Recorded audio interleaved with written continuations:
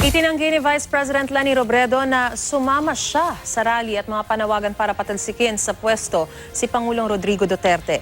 Kasunod po yan ang mga binitawang pahayag ng Pangulo sa panayam ni Jessica Soho.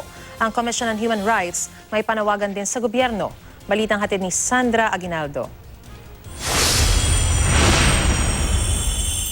Na binabanggit pong DUI. Sa panayam ni Jessica Soho kay Pangulong Duterte kahapon, inilahad ng Pangulo ang koneksyon umano ng teroristang grupong Maute Group sa ilegal na droga. Sinasabing Maute Group ang nasa likod ng pambobomba sa Davao City noong Setyembre kung saan mahigit 10 katao ang nasawi. Noong Nobyembre, muling nagasik ng takot ang grupo sa Lanao del Sur. Nagtaas pa sila ng bandila ng kilabot na Islamic State of Iraq and Syria o ISIS. But there seems to be a merger of identities between the clear case of drugs and yung isang Maute. Talaga ho, may connection? May yung drugs connection and terrorism? Yung nakuha naming kampo, there was this big laboratory. May laboratory talaga sa droga. That's why I ordered a full-scale operation there because we cannot keep on losing territory there. Kukunin ng isang munisipyo, they occupy it for so many days. Sabi ko sa security forces, this is really unacceptable to us. Sa panayam din, sinabi ng Pangulo na pinagluluksa din niya ang mga inosenteng namatay sa kampanya kontra droga. Pero ang gera ay gera. There are collateral damage because you cannot control the trajectory of bullets.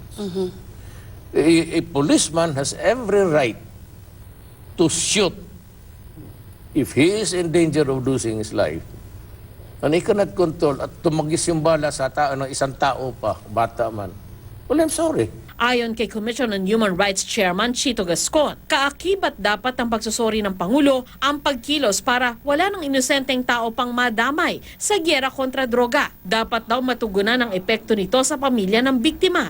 At dapat magkaroon ng masusi at malayang investigasyon sa bawat pagkamatay sa police operation. Tungkol kay Vice President Leni Robredo na nagbitiw bilang HUDCC chairman, inilahad din ni Duterte na maayos ang pakikitungo nila sa isa't isa. Pero alangan na raw na dumalo pa si Robredo sa mga cabinet meeting. Ganda. Ang problema si Leni, nakikita ko sa... Hindi ko masabi, wag kay iparaot kita. Makikita ko sa rally. Ay, kilala mo ako, di ba? House Duterte, nagsasabayan sila. Ikaw alam mo na ang left Duterte talaga yan. Noon pa yan. So, yun ang hindi nyo nagustuhan kaya hindi nyo pina-attend ng Pakinggan cabinet? mo muna ako, ma'am. Tapos, ito ngayon, nagsasalo sila ng yelo. Okay. Ang yelo sa Bisaya pati Tagalog, ice, matagal lang natunaw yan. Nandyan sila, House Duterte, nagsasabay sila sa mga, yung left. Yung mga left, nag-i-insulto talaga. House Duterte, pero wala yan. Puro Duterte yan. Kasi sa bukid, magpunta ka Bicol. Ngayon, sinong presidente? Yung Duterte. Ngayon, nakikita ko siya. May kinabukasan, 1 week after, mag-cabinet meeting kami. So we face each other. I'm always courteous to everybody. I say, Ma'am, magandang umaga po. Did you think that it's an incongruity there?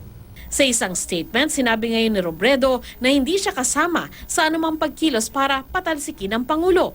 Tahasan din niya itinanggi na sumama siya sa rally na nananawagan sa pagbibitiw ng Pangulo. Sana raw ay tigilan na ng administrasyon ang pag-aakala na may binabalak laban sa kanila ang bawat puna at hindi magandang balita.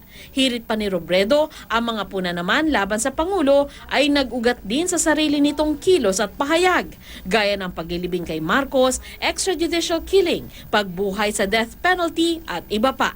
Sandra Aguinaldo, GMA News.